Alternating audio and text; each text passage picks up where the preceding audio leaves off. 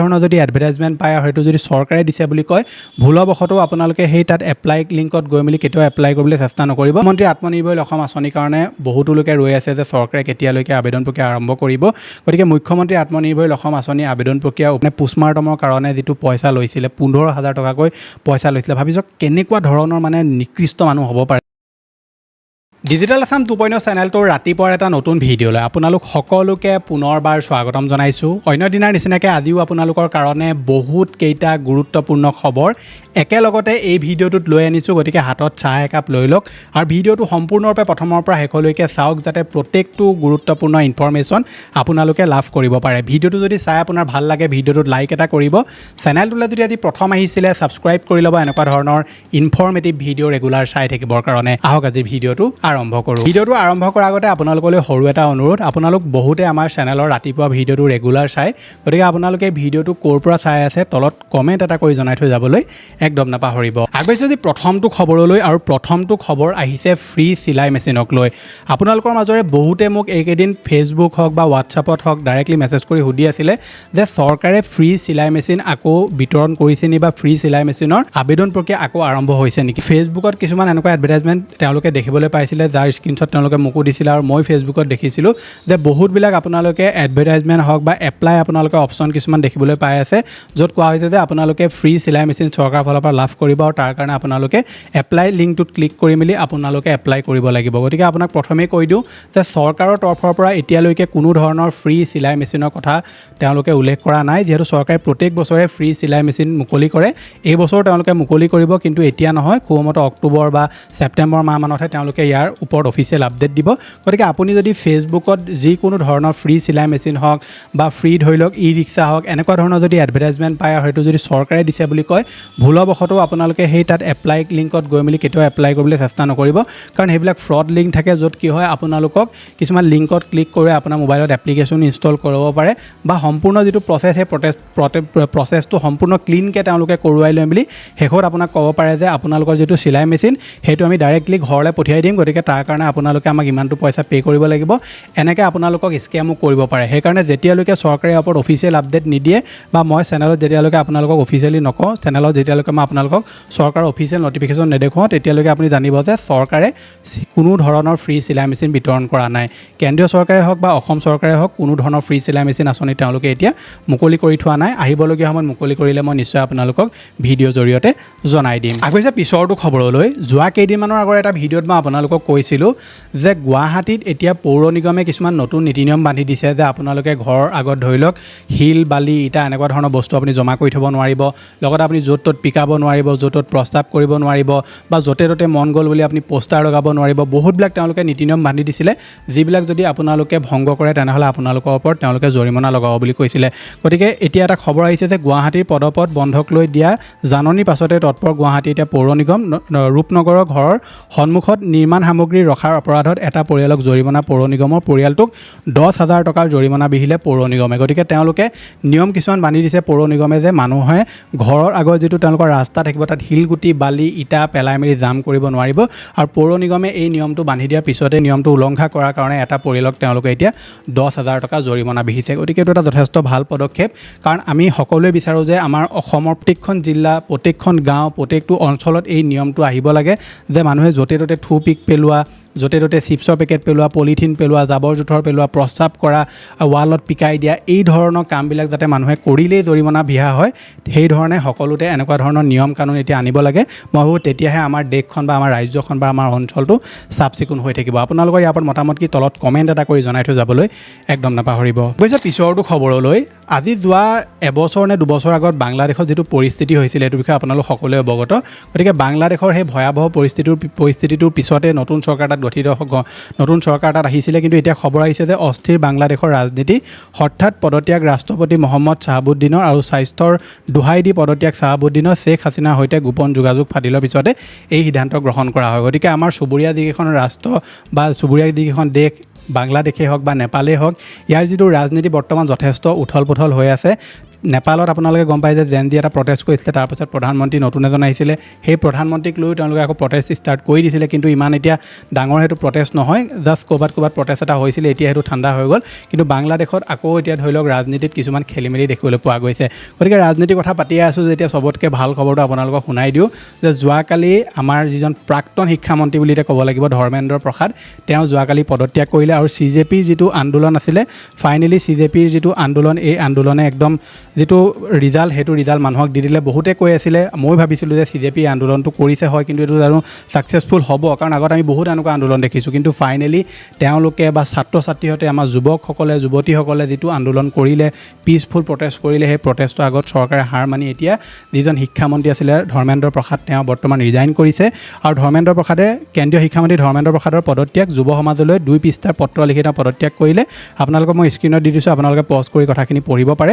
লগতে কেন্দ্ৰীয় শিক্ষামন্ত্ৰী ধৰ্মেন্দ্ৰ প্ৰসাদৰ পদত্যাগ পিছত তেওঁ কিছুমান কথাও উল্লেখ কৰে। UG বিতৰ্কৰ নৈতিক দায়িত্ব স্বীকাৰ কৰি পদত্যাগ পত্ৰ প্ৰেৰণ, যোৱা 10 দিনৰ ঘটনাক্ৰমে গভীৰভাৱে ব্যৰ্থিত কৰা বুলি উল্লেখ প্ৰধানৰ, এইটো মোৰ ব্যক্তিগত সন্মানৰ বিষয় নহয়, দেশৰ যুৱ সমাজৰ ভৱিষ্যতে মোৰ অগ্ৰাধিকাৰ, অনিয়মৰ তদন্ত CBI লৈ হস্তান্তৰ, পুনৰ পৰীক্ষা অনুষ্ঠিত কৰাৰ কথা উল্লেখ, আগন্তুক বৰ্ষৰ পৰা NEET UG CBT পদ্ধতিত অনুষ্ঠিত কৰাৰ কথা উল্লেখ, এজনো শিক্ষাৰ্থী ভৱিষ্যত আইনী জটিলতাত নপৰিবলৈ পদত্যাগৰ সিদ্ধান্ত, ধৰ্মেন্দ্ৰ প্ৰধানৰ পদত্যাগ পত্ৰত উল্লেখ এই কথা, যুৱ সমাজক বিভ্ৰান্ত নকৰিবলৈ আৰু দেশৰ ঐক্য অটুট ৰাখিবলৈ আহ্বান, প্ৰধানমন্ত্ৰীৰ নেতৃত্ব, আস্থা আৰু সহযোগিতাৰ বাবে কৃতজ্ঞতা প্ৰকাশ, ৰাষ্ট্ৰ সেৱাই মোৰ জীৱনৰ সৰ্বোচ্চ অগ্ৰাধিকাৰ আৰু আগলৈ দেশ সেৱাত নিজকে উৎসৰ্গা কৰি যাম বুলি উল্লেখ কৰে পদত্যাগ পত্ৰত। গতিকে ফাইনেলি তেওঁ বহুত কথা লিখিলে সেই পদত্যাগ পত্ৰখনত আৰু তেওঁৰ নিজৰ পদটোৰ পৰা পদত্যাগ কৰি দিলে। গতিকে CJPয়ে যিটো প্ৰটেষ্ট কৰিছিলে, প্ৰটেষ্টটো তেওঁলোকে ৰিজাল্ট পাই গ'ল এতিয়া, আৰু তেওঁলোকে 2টা চৰ্ত যিহেতু বান্ধি থৈছে, এটা চৰ্ত হৈছে ধৰক যে যিসকল NEET পৰীক্ষাৰ্থীয়ে শেষ ৰাস্তাত বাছি লৈছিলে, সেই NEET পৰীক্ষাৰ্থীৰ পৰিয়ালসকলক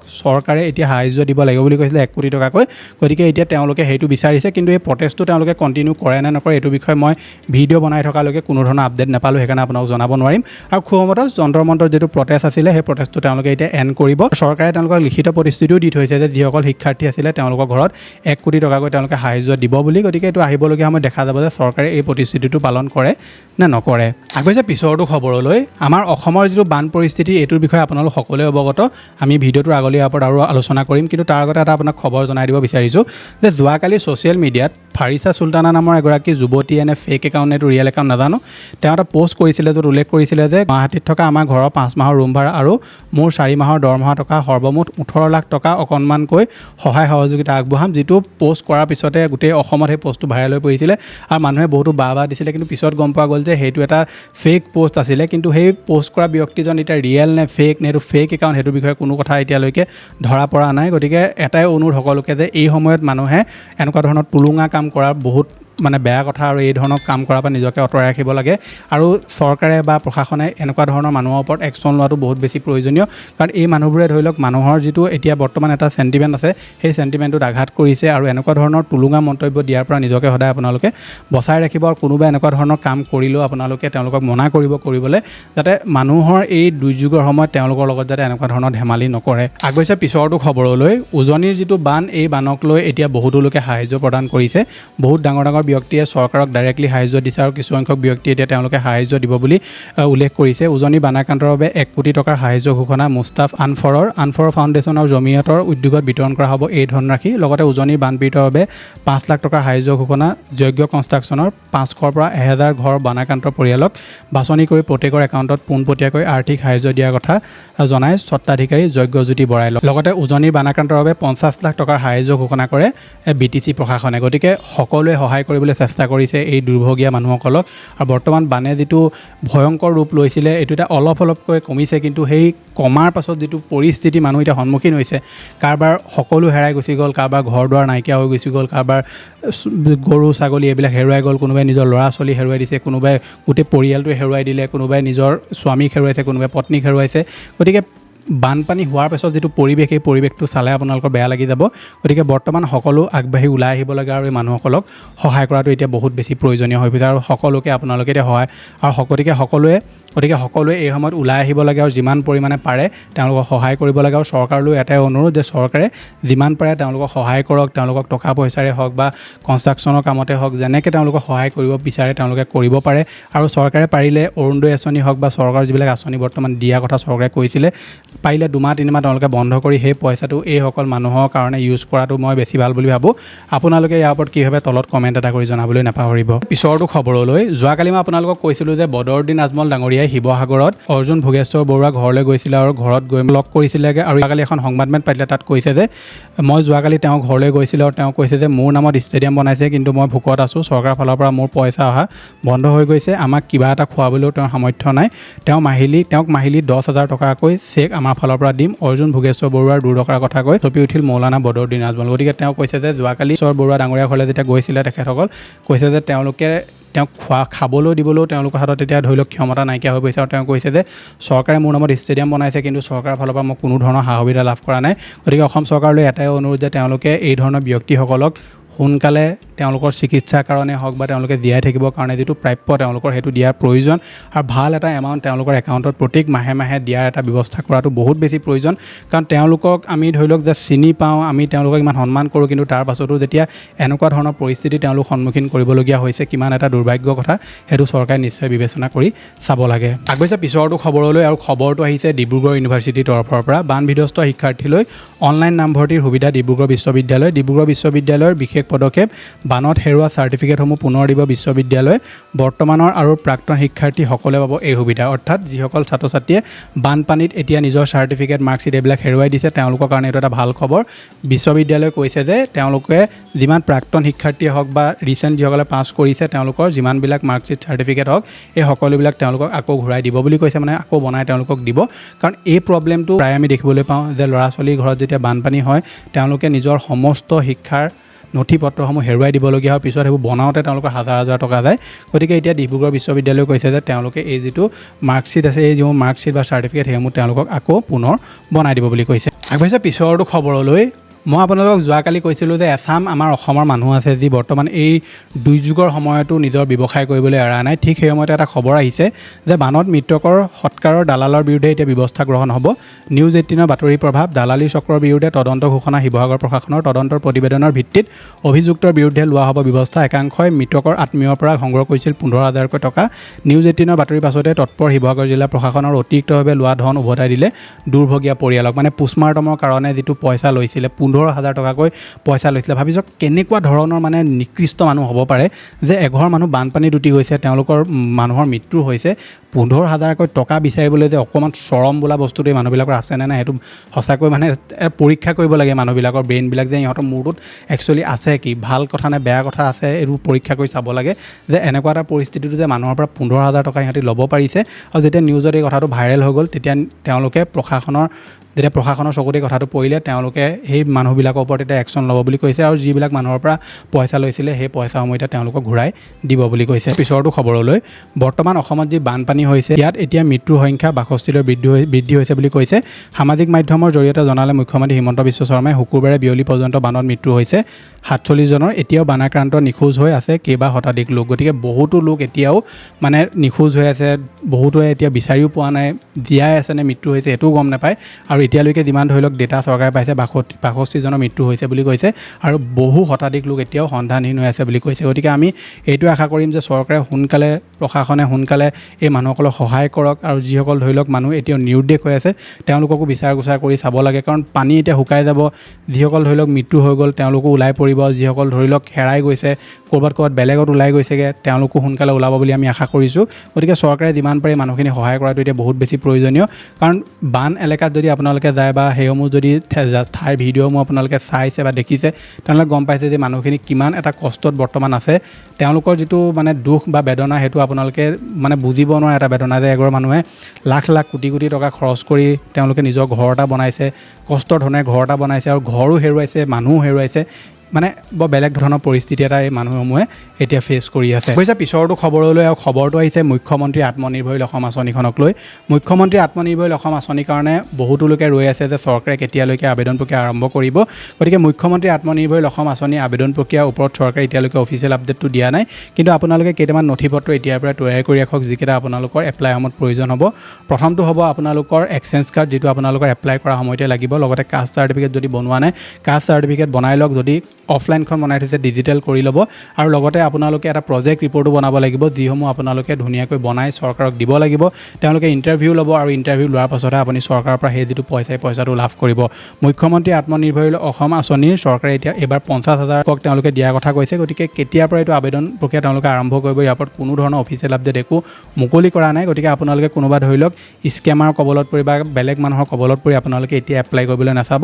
যেতিয়া অফিচিয়েল তেওঁলোকে আপডেট মুকলি কৰিব তেতিয়াহে আপুনি এপ্লাই কৰিব। কাৰণ বহুতে মোক কৈ আছে যে এপ্লাই আৰম্ভ হৈ গ'ল, আমি এপ্লাইও কৰিছোঁ, কিন্তু এপ্লাই আৰম্ভ নাই হোৱা। এতিয়ালৈকে চৰকাৰে কোনো ধৰণৰ অফিচিয়েল আপডেট ইয়াৰ ওপৰত মুকলি কৰা নাই। আগবাঢ়িছোঁ যে শেষৰটো খবৰলৈ, আৰু শেষৰটো খবৰ বানপানীৰ লগতে জড়িত। বৰ্তমান সময়ত সকলো লোকে বানাক্ৰান্ত ৰাইজক সহায় কৰিবলৈ চেষ্টা কৰি আছে। কোনোবাই পইচাৰে সহায় কৰিছে, কোনোবাই খাদ্যবস্তুৱে সহায় কৰিছে। গতিকে এই সময়ত এচাম দুষ্ট চক্ৰও ওলাইছে, যে কি কৰিছে, সেইসকলে কি কৰিছে যে নিজৰ স্কেনাৰখন দি মেলি কৈছে যে আমি বানাক্ৰান্ত ৰাইজক সহায় কৰিছোঁ, কিবা এটা আপোনালোকে দিব পাৰিলে দিয়ক বুলি কৈ সেই পইচা লৈ মেলি সিহঁতি আড্ডা মাৰিছে বা সেইবিলাক লৈ মেলি নিজে ভোজ ভাত খাইছেগৈ। গতিকে এনেকুৱা ধৰণৰ বহুত খবৰ পোহৰলৈ আহিছে আৰু বহুত স্কেমাৰো বৰ্তমান পোহৰলৈ আহিছে। গতিকে আপোনালোকলৈ যদি কোনোবা ৰেণ্ডম ব্যক্তিয়ে ফোন কৰি কয় যে আমি বান সাহাৰ্যত উলিয়াইছোঁ, আপোনালোকে স্কেনাৰটোত আপোনালোকে কিউআৰটোত আপোনালোকে পইচা পে' কৰি দিয়ক, বা কোনোবা এনেকুৱা ব্যক্তিয়ে আপোনাক হঠাৎ ফোন কৰি কয় যে আমি এটা পইচা তুলি আছোঁ, কিউআৰটো দিছোঁ, পইচা আপুনি পঠিয়াই দিয়ক, এনেকুৱা ধৰণৰ স্কেমত আপুনি নপৰিব। যদি আপোনাৰ ব্যক্তিজনৰ লগত ভালকৈ চাহ চিনাকি নাই বা সেইসকলে কি কৰি আছে আপুনি গম নাপায়, এনেকুৱা ক্ষেত্ৰত পইচা দিয়াৰ পৰা প্ৰায় বিৰত থাকক। আৰু যদি দিবলৈ মন আছে তেনেকুৱা ক্ষেত্ৰত কাম এটা কৰিব, আপুনি খাদ্য বস্তু লৈ তেওঁলোকে য'ত ধৰি লওক সেই বস্তুসমূহ একলগ কৰি বিতৰণ কৰিবলৈ নিব, তাত আপোনালোকে দি দিব। বা যদি ব্যক্তিজনৰ লগত আপোনাৰ চাহ চিনাকি আছে আৰু আপোনাৰ বিশ্বাস আছে যে সেইজনে তেনেকুৱা কাম নকৰে, তেনেকুৱা ক্ষেত্ৰত সেইসকলক আপুনি পইচা নিশ্চিন্তভাৱে দিব পাৰে। কিন্তু স্কেমাৰ কবলত আপোনালোকে নপৰিব। এই ধৰণৰ সময়ত বহুতো মানুহে সুযোগ লৈ মেলি নিজৰ পকেট গৰম কৰিবলৈ চেষ্টা কৰি থাকে। গতিকে সদায় এই ধৰণৰ মানুহৰ পৰা আঁতৰি থাকিব আৰু সদায় আপোনালোকে উচিত স্থানতহে আপুনি ডনেশ্যন কৰিব, যাতে উচিত মানুহে ইয়াৰ যিটো পইচাটো লাভ কৰে। আপুনি যদি পইচা বেলেগক দিব বিচৰা নাই তেনেহ'লে ডাইৰেক্টলি চৰকাৰকো দিব পাৰে। কিন্তু মই এটা কথাই ক'ম, আপোনালোকে নিজে যাওক বা বেলেগৰ হতুৱাই হ'লেও আপোনালোকে ডাইৰেক্টলি বানাক্ৰান্ত ৰাইজক আপোনাৰ যিটো পইচা সেই পইচাটো দিয়াৰ চেষ্টা কৰক। মানে খাদ্য বস্তু, কাপোৰ কানি, সামগ্ৰী যি দিব বিচাৰে আপোনালোকে তেওঁলোকক দিবলৈ চেষ্টা কৰক। গতিকে এইকেইটাই আছিলে যে আপোনালোকক দিবলগীয়া গুৰুত্বপূৰ্ণ ইনফৰমেশ্যন। আশা কৰিছোঁ আপোনালোকে ভিডিঅ'টো চাই ভাল পালে। যদি ভাল পালে ভিডিঅ'টোত লাইক কৰিব, চেনেলটোলৈ যদি প্ৰথম আহিছিলে ছাবস্ক্ৰাইব কৰি ল'ব এনেকুৱা ধৰণৰ ইনফৰমেটিভ ভিডিঅ' ৰেগুলাৰ চাবৰ কাৰণে। মই লগ পাম কাইলৈ এটা অন্য ভিডিঅ'ত। আজিলৈ ধন্যবাদ।